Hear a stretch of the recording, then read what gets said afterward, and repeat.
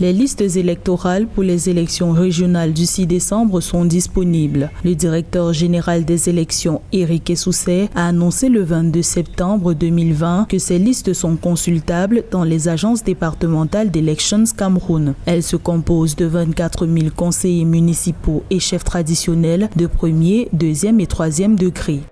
C'est une fierté parce que je vais contribuer à l'aboutissement du processus démocratique mis en place et qui a cours depuis un moment.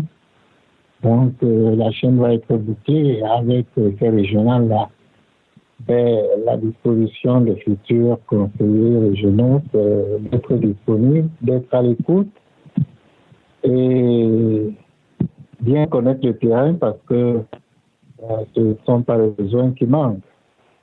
Donc, recenser ces besoins afin de planifier au niveau de la région les opérations qui doivent être menées. Ce 22 septembre 2020 était la date butoir du dépôt des candidatures pour les régionales. Pour ce scrutin, le Rassemblement démocratique du peuple camerounais, parti au pouvoir, l'Union nationale pour la démocratie et le progrès et l'Union démocratique du Cameroun, entre autres, ont présenté des candidats. Après le Social Democratic Front et le Mouvement pour la Renaissance du Cameroun, le nouveau mouvement populaire vient aussi d'annoncer sa non-participation au scrutin.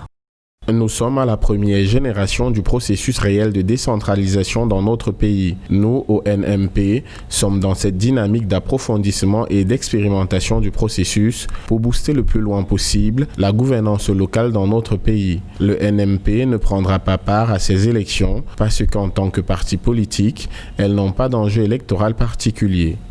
Pour les régionales à venir, 900 sièges sont à pourvoir, dont 700 pour les partis politiques et 200 pour les autorités traditionnelles. Le Conseil électoral dispose de 60 jours pour arrêter et publier la liste définitive des candidats.